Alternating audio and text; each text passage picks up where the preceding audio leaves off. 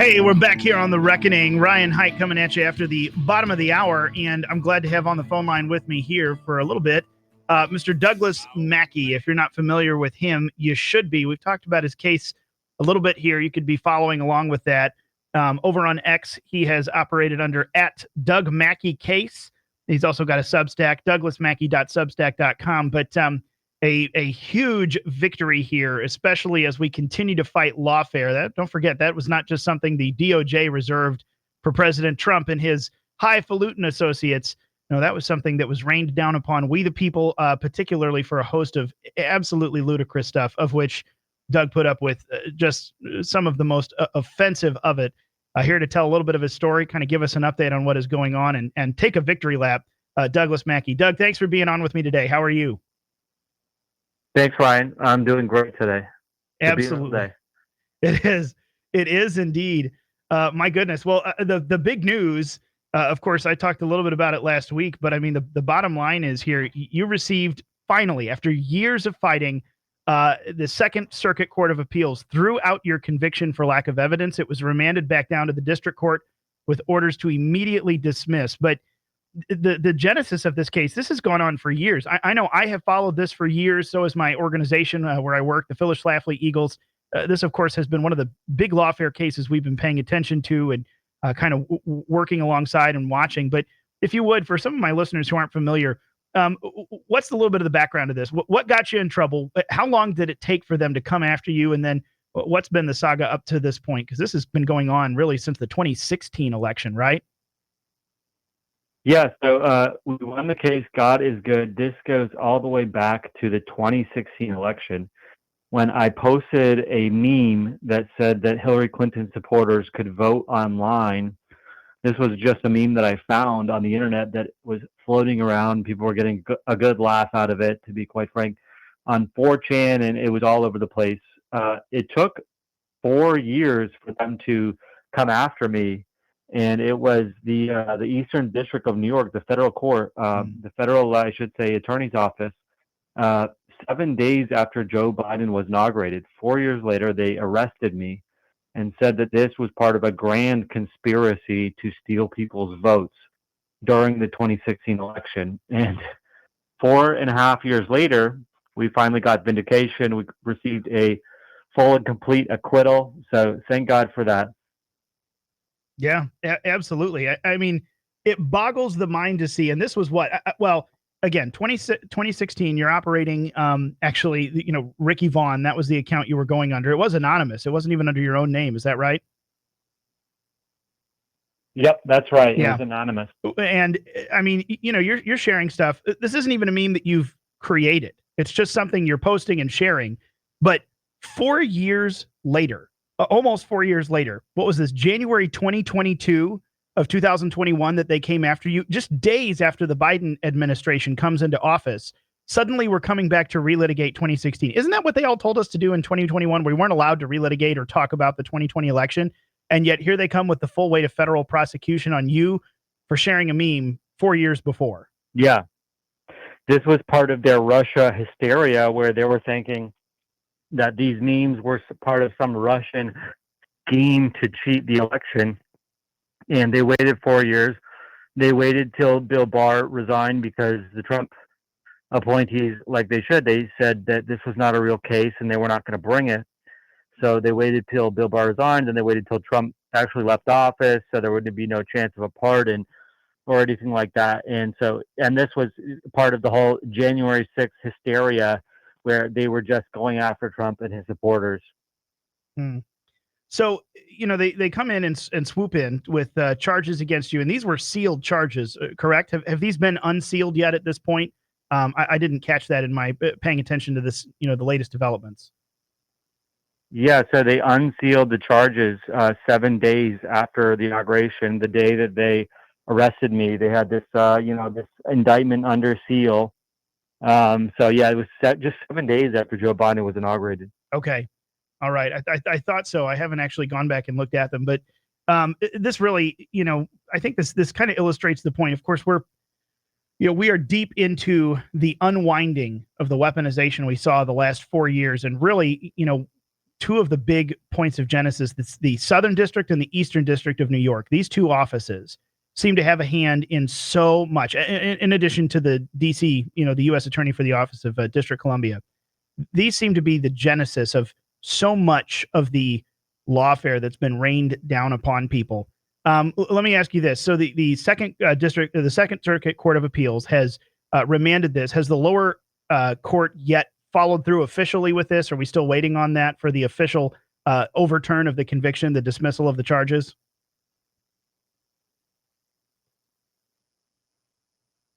Oh, Doug, did I lose you? Oh, I think we lost him. We'll get him back here in just a second. He might have slipped off, and I think he's calling back. I love those phone connections, but we'll get him back on. But what I was going to make the point here, though, folks. We've talked with our good friend Ed Martin. DC, Southern District, Eastern District of New York. These have been just the epicenters of some of this terrible lawfare that's been pushed. And I hear we got him back on the phone. Fish is waving at me. I'm sorry, Doug. I lost you in there. You back with us? Sorry about that. No, that's all right. Yes, sir. Well, that's what I was going to say. So the Southern and Eastern Districts of New York have just been kind of the epicenter of this lawfare. Has the official, I know the Second Circuit said, throw it out, overturn the conviction. Has that paperwork moved its way officially through the Eastern District, through the original court yet? Or are you still waiting on the official, sign off? So not yet. The typical time lag is 21 days. There's 14 days that the Trump DOJ would have to file an appeal. Obviously, they're not going to. And then 7 days, the mandate goes to the district court. So in about 2 more weeks, we're expecting to get the official judgment of acquittal from the district court. Good. Very good. Well, let me ask you this, because I know, I've heard you talk about this. This is a very a lonely battle. Over the last 4 years, I know that we, conservative media focused, rightly so, but very heavily focused on so much of the lawfare that was being thrown against President Trump and his associates, the 2020 election discussion, also the January 6th and the protest there, and then just hundreds of people that were being scooped up. But I feel like your case really did get, not as much attention, but was one of the other just fantastic examples of, hey, folks, they're not just coming after powerful, well-known people. They're coming after everyone, you and me, regular, everyday folks. And not just when you showed up at a place maybe you shouldn't have and walked in and broke some windows or something unruly, for sharing a meme online. What kind of response or assistance did you feel like there were some organizations that were coming alongside, or did it just get lost in the shuffle these last 4 years? Yeah, exactly. This one to show that they were cooking up these prosecutions, and we saw what they did in Georgia with President Trump and his lawyers and his supporters, and also in New York there, and unbelievable. And I think they indicted him in Colorado, or I can't remember exactly the state, but it was lonely at first. But Tucker Carlson was there from day one, reporting the story on Fox News at the time, and I owe a big debt of gratitude to Tucker Carlson. And there were some organizations that helped me out. One started a 501c3 or whatever project, tax deductible group called the Meme Defense Fund. So I was very fortunate because I was a fundraising vehicle, and we had to raise a lot of funds just to fight this prosecution. Yeah, and that's there's one thing I think we can all be grateful for. Tucker has shown a lot of light on things that are otherwise not talked about, and that really has just that momentum has continued into so many places. I was very grateful for him, giving you some long overdue attention, but also we're excited about this long overdue win. Well, let me ask you this. Yes. So in light of all of this, we're now dealing with, different part of the ballpark, but the same ballpark, this naked weaponization of government and the people burying it in layers of convolution, trying to hide it and move on. We could talk about the Epstein files, or we could talk about any number of things happening now in the DOJ, the FBI, the major cleanout that's happening. What do you think is, in your experience, having worked through the system, fought the prosecutors, what kind of movement are we seeing in the Trump U.S. attorney's offices? Do you feel like there's a cleanup happening from these nasty prosecution epicenters, or is there a lot of work to do that is yet untouched? Because you have had a chance to get into this world with a lot of these bad actors. And it's not just the heads Oh yeah. of each of these institutions. It goes all the way down into the foot soldiers of people who work as civil servants in the deep state. Well, I'm very encouraged to see that the weaponization task force is doing its job, and they are recommending prosecutors or just even agents, whatever, to get rid of, and it's working. So we are going to be going to the weaponization task force with great man Ed Martin, who you know well, and we're going to give him the roadmap for this prosecution. So I'm very encouraged by what's going on at the DOJ, as even though it seems at times that things are moving at a slow pace. But I owe a debt of gratitude to also the Patriot Freedom Project, which you might know well, Cynthia Yes. Hughes and John Schlafly. They've been great supporters. Yeah, absolutely. And I think you're so right.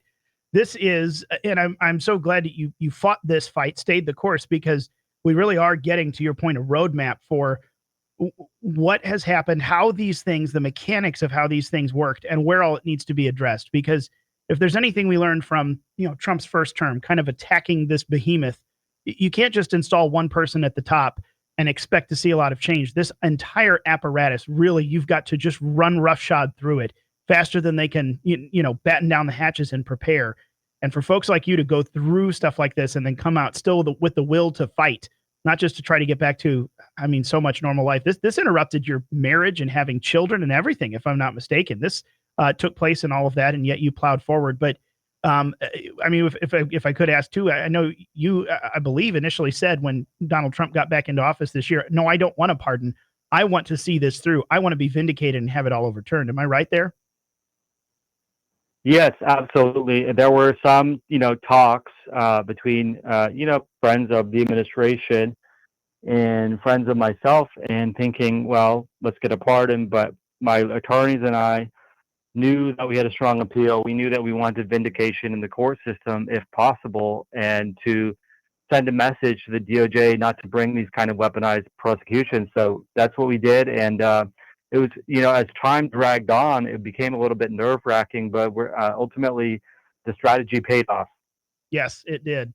And I tell you what, I've got a couple questions. I might, though, I know I've got to take a quick break. If you can hang with me, Doug, for just a few minutes, I'd like to ask you about Right. specifically the charges, how they were brought against you, and a little bit of that roadmap. Right. So just, hang with us, folks. We'll be right back. Again, Douglas Mackey on the line at Doug Mackey Case on X. You can follow. We'll be right back on The Reckoning. Hey, we're back on The Reckoning. Ryan Haidt here, and I still got Mr. Douglas Mackey on the line with me. Again, folks, you can go follow him at Doug Mackey Case on X, douglasmackey.substack.com. Of course, now, as of July 9th, I think, Doug, is that true? At Ricky Vaughn 99 is back on the internet, which I'm excited. I followed that account, not quite from the beginning, but pretty close. I was very sad to see it get canceled. Of course, my original account that was following it got canceled. So I don't have nearly the trouble you had, but I too was banned from X. I think a lot of us got scooped up.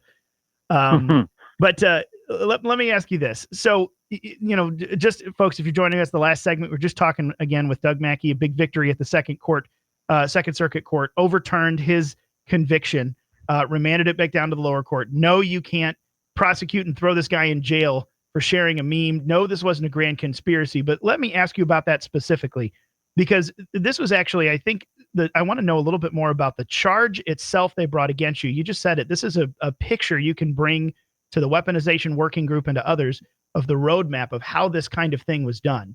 Because really, yes. If we're going to ever stop this from happening again, we have to know how it happened, who did it, and you can't just fire a few people. We need to know the playbook so that it can be fought.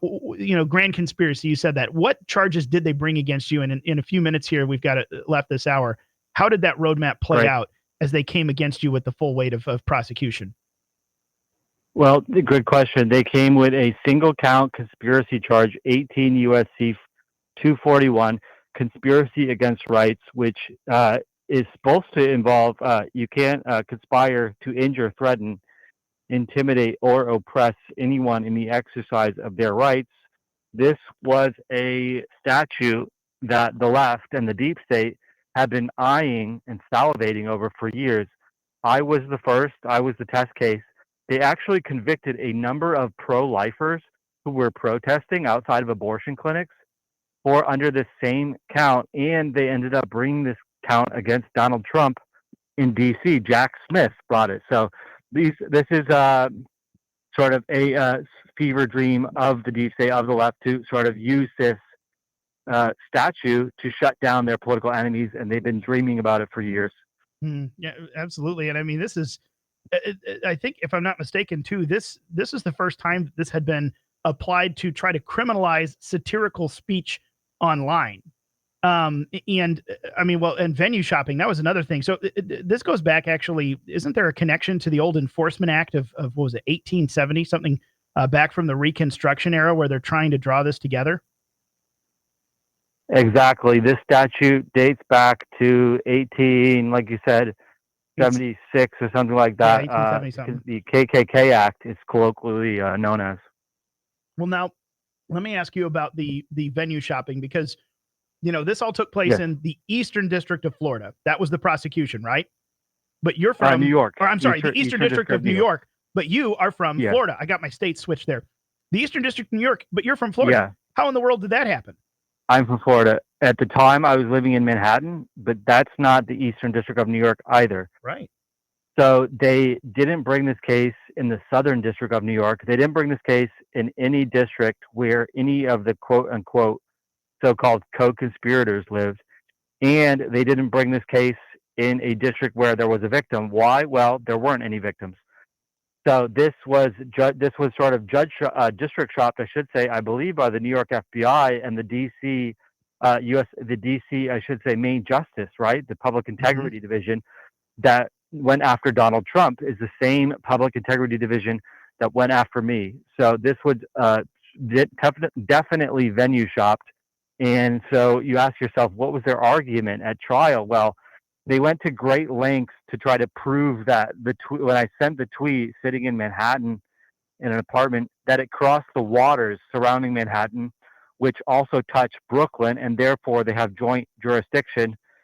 Well, that is a theory that has never been held up on appeal ever.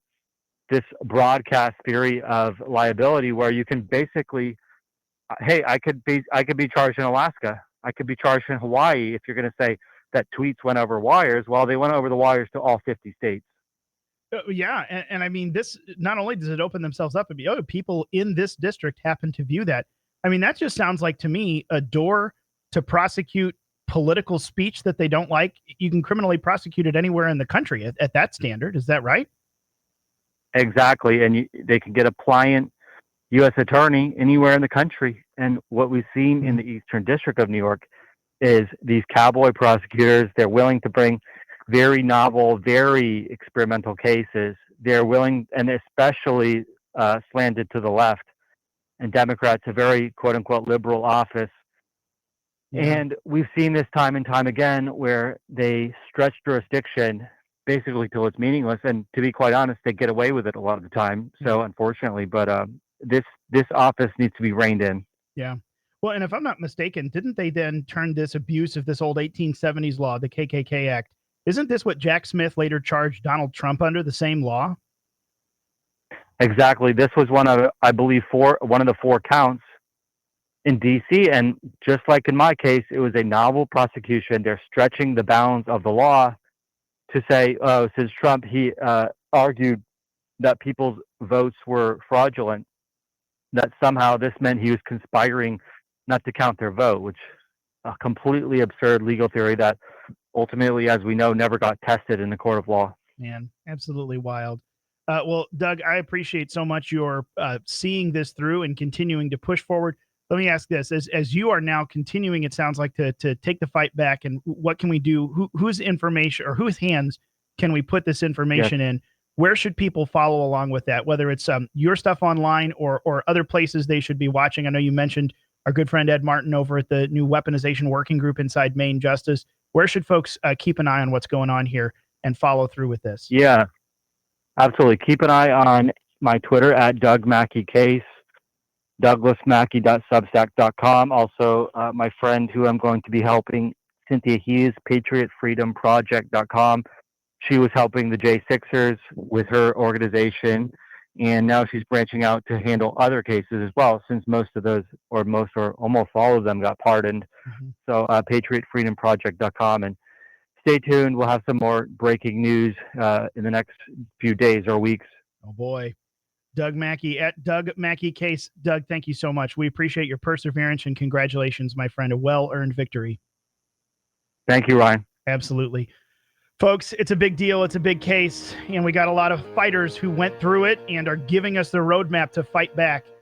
Follow along at Doug Mackey Case on X. That's all we got this hour. We'll be back after the news. Second hour of The Reckoning coming up. We'll be back in a moment.